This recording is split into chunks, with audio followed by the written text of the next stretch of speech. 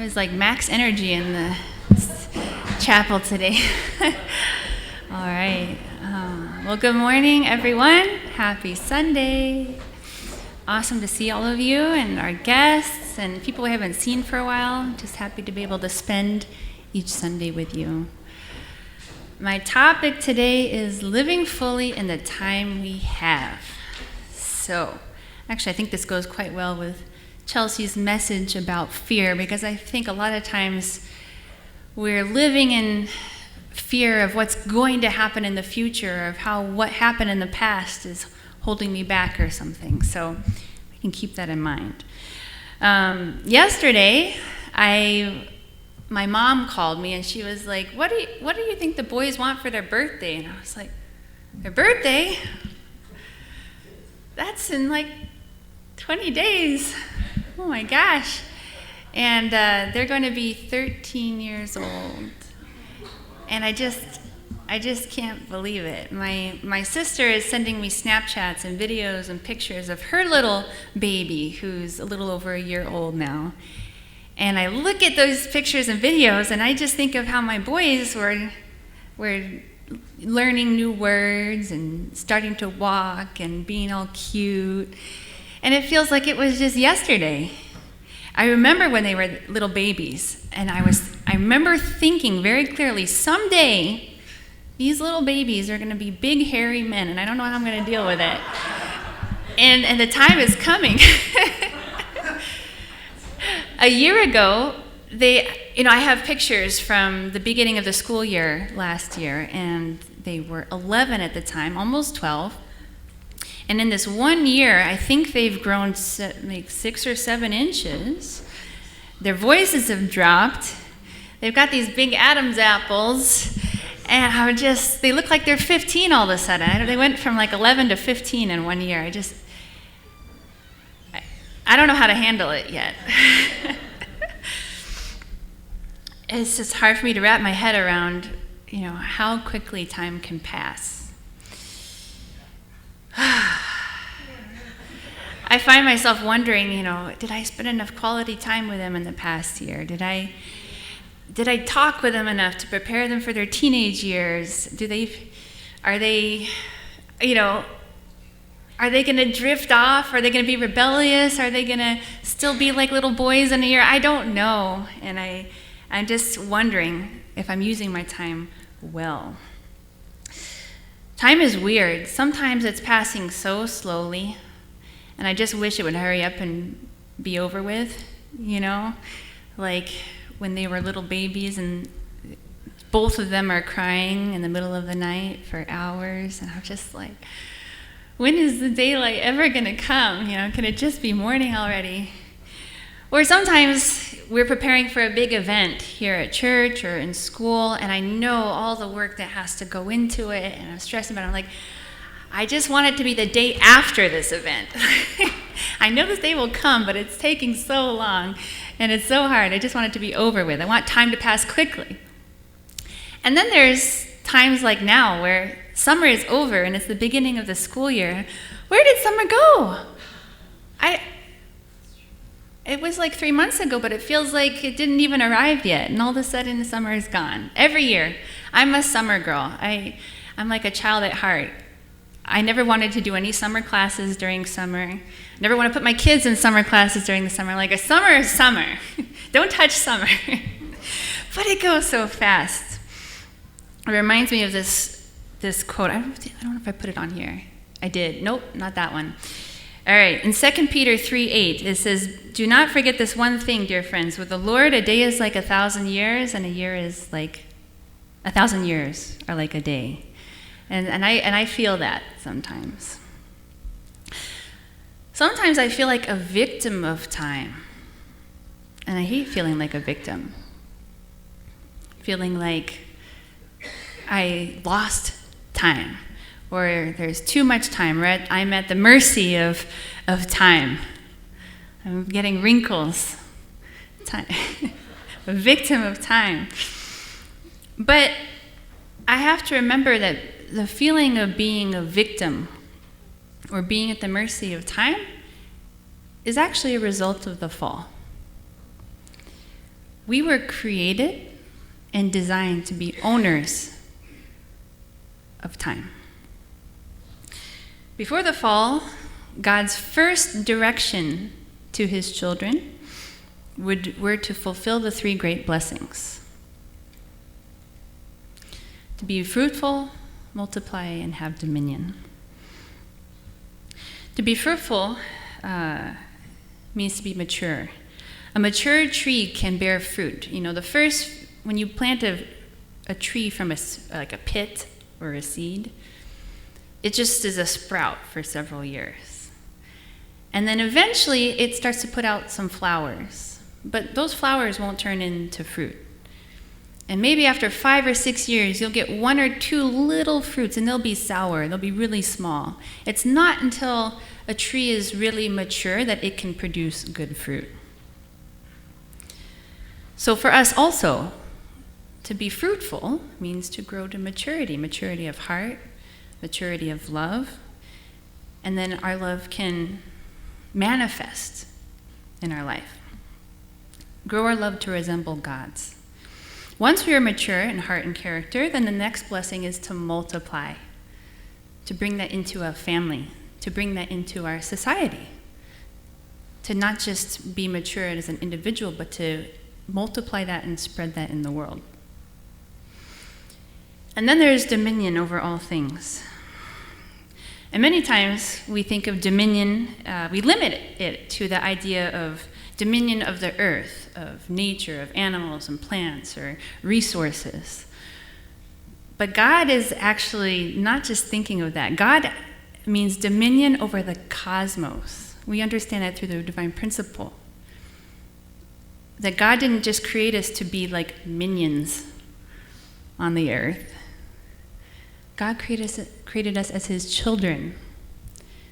And True Father has shown us that a parent, and we can know this intuitively, a parent doesn't want their child to be like their servants, their little minions running around. God wants their child to grow and to blossom and to become even better than they are. It's hard to believe that God could think that way. But we get our best parts from God, and God feels the same way. So God doesn't want us to just get by or just make enough or just, tend the crops kind of dominion over creation. God wanted us to be lords of all of creation, including the cosmos, including the spiritual realms, including space and time. So,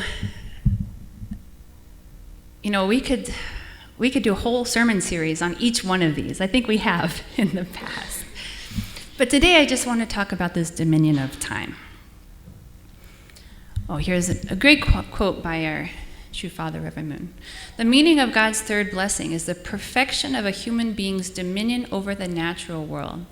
To fulfill this blessing, the four-position foundation of dominion must be established centered on God. So our relationship with our surroundings, our relationship with the universe should be centered on God. Human beings and the natural world, which are the substantial object partners of God at the level of image and symbol respectively, must share love and beauty to become completely one. Therefore, when human beings realize God's third blessing, the entire universe becomes yet another good object partner, giving joy to God. In the Bible, it says the creation groans in travail, awaiting the sons of man. So, as beautiful as our world is, as amazing as our world is, actually, the world is still not completely connected to God. It needs human beings. It's waiting for the true sons of God, sons and daughters of God. Right? Had God's purpose of creation been realized in this way, an ideal world without even a trace of sin would have been established on the earth. So that is after being fruitful, after multiplying. This is what the world looks like when we are able to accomplish all three of the three great blessings.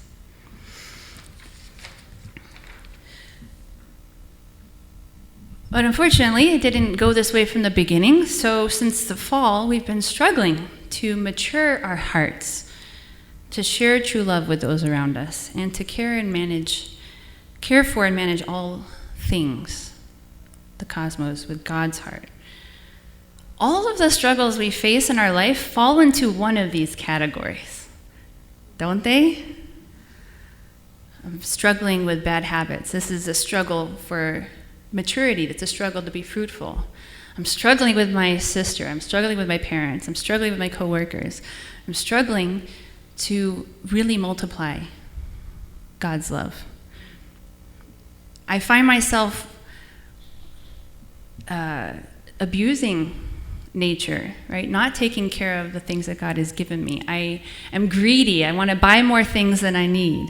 Or I easily take advantage of resources because they're cheap and available, and not because I care about God's creation. Or sometimes I just waste time because it's easier than doing the things I need to do.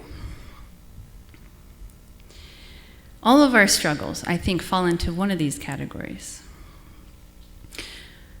Unfortunately, that's where many of us get stuck. But nevertheless, that is not our design. That is not what we are actually capable to be victorious in all of these areas. So I want to talk a little bit about having dominion over time, or living fully with the time that we have. This is another quote by Reverend Moon. Is the past valuable? Is today valuable? Or is it the future that is valuable? I think you could make an argument for any of these. But what is truly valuable right now? It is not the past, and it is not the future that is valuable. Today is what is valuable. The problem is today. The problem is the one single moment. Therefore, extend and expand that moment to a day. And let's hold on and set the direction of the days to our side. Let's accumulate the days and establish one whole month on our side. You must live day by day with a standard of victory, accumulating that into a month. Therefore, keep the moment. I am telling you to watch the present. Everybody's heard this little quote. Yesterday is history, tomorrow is a mystery, but today is a gift, and that's why they call it the present. And it's kind of cliche, but this is what it's saying, right? This is all we have.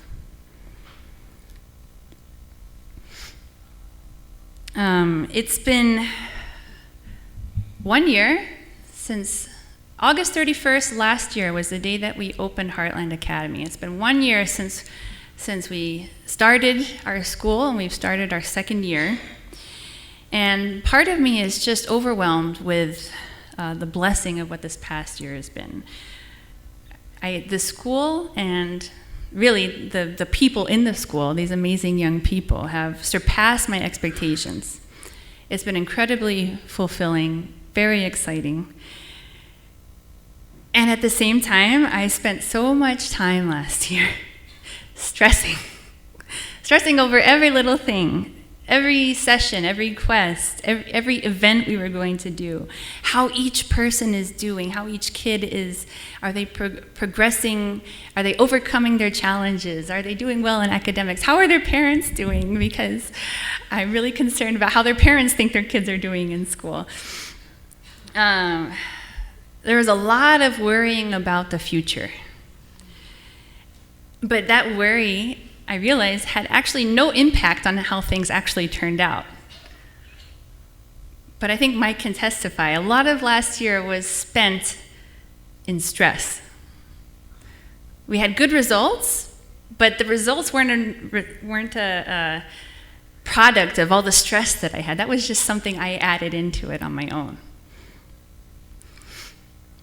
So heading into this school year, I realized that I don't want to do that again.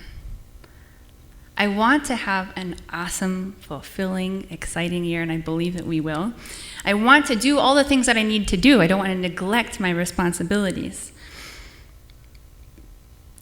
But if I can focus on the moment when I have to do the things that I need to do, then I also know that I'll have other moments to focus on my children, to focus on my husband, to focus on our community, to focus on God, to focus on enjoying being in nature when I have the opportunity.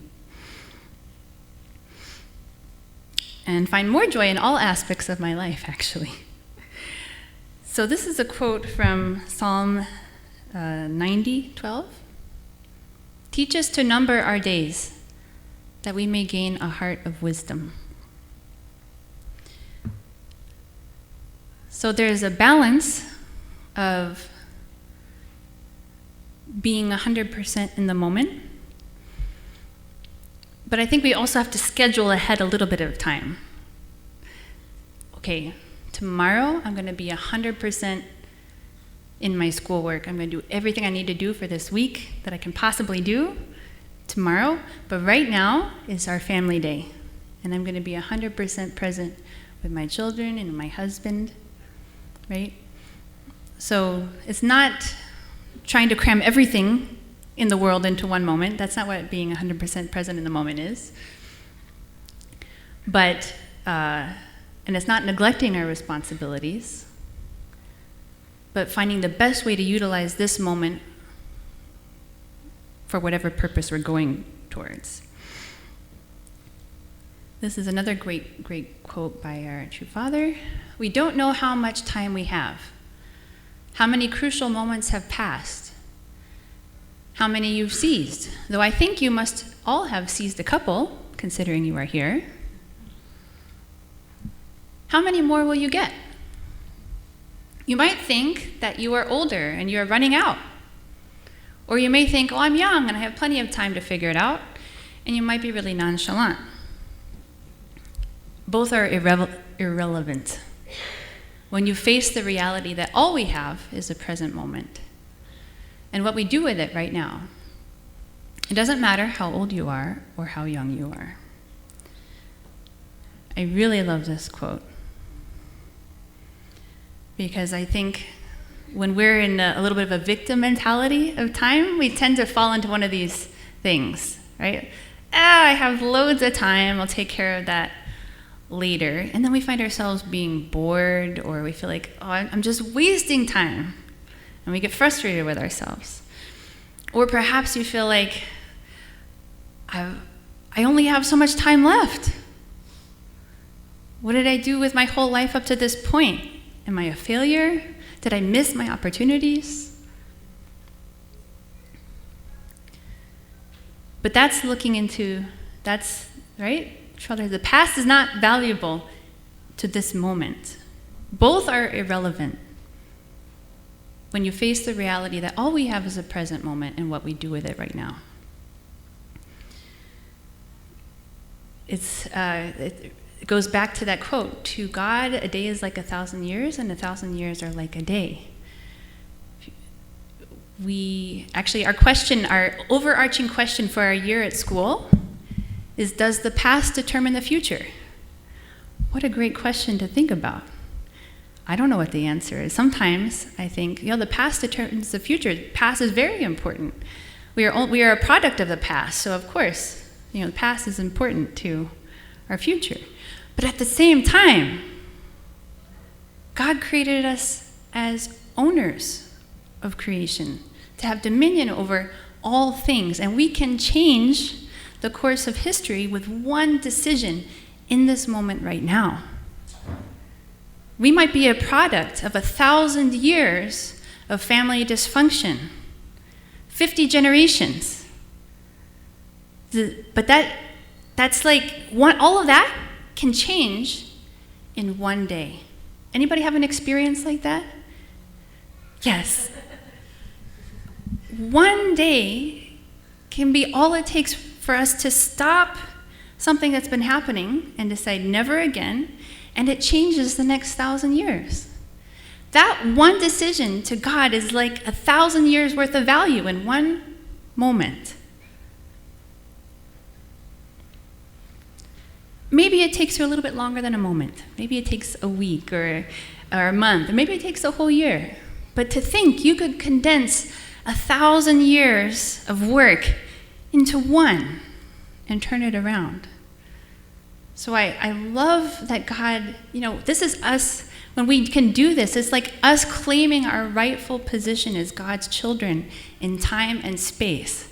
And saying, I'm claiming this for God. I'm claiming this for my future generations. And it's not going to be determined by the mistakes of the past. So whether you are young or whether you are more experienced, it's irrelevant because we have now.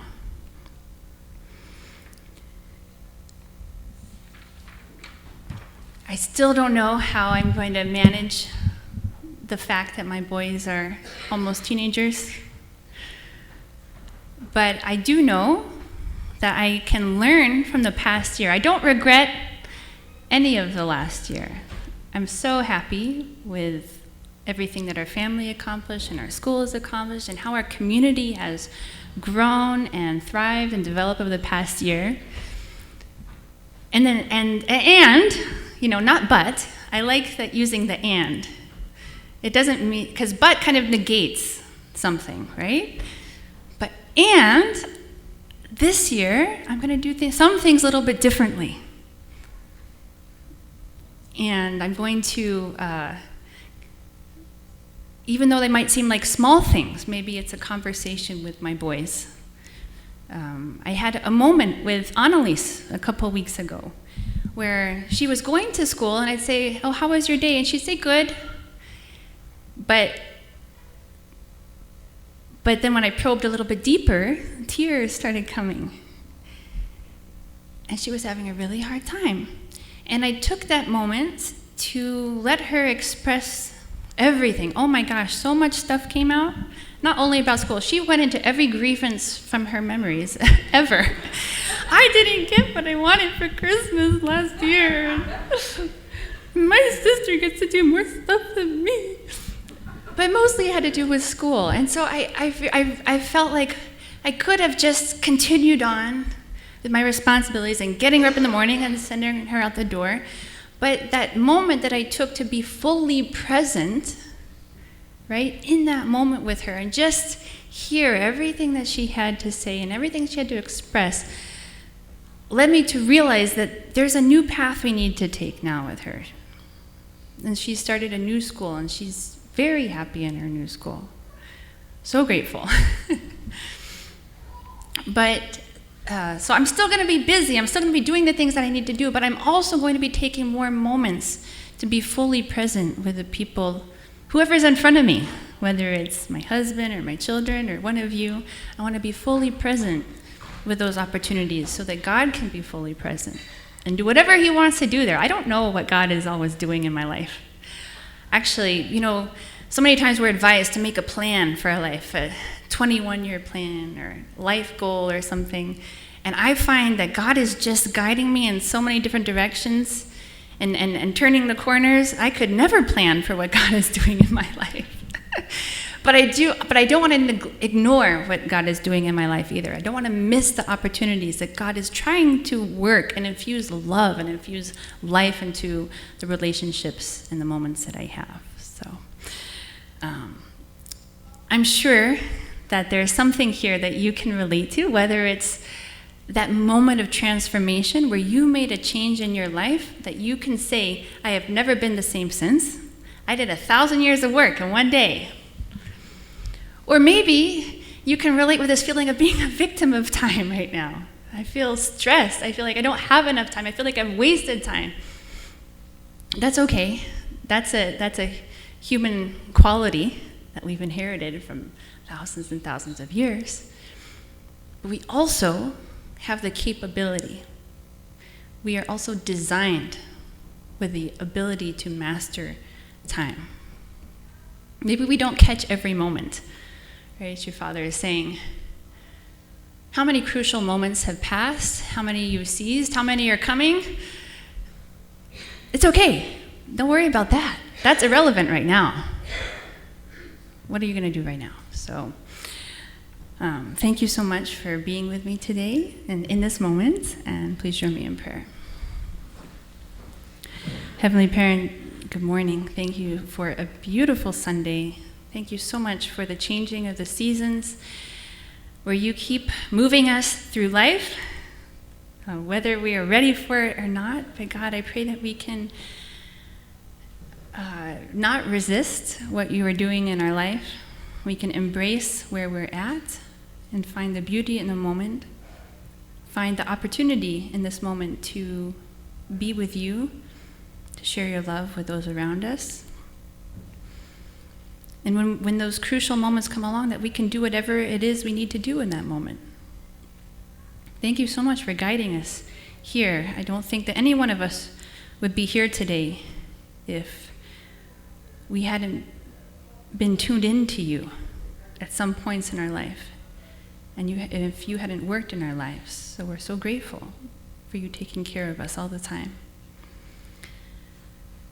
We want to give this time to you.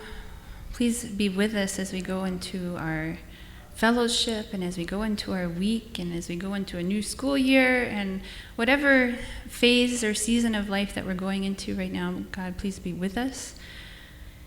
We know that you already are, so I pray that we can just keep our eyes open to you and see how you are working in our life, except that maybe something that might be difficult in the moment might actually be a blessing that manifests later on. We offer this time to you, and I pray this in my name, Michael and Adonia Hensher, the Blessed Central family. Amen and adieu. Okay, thank you.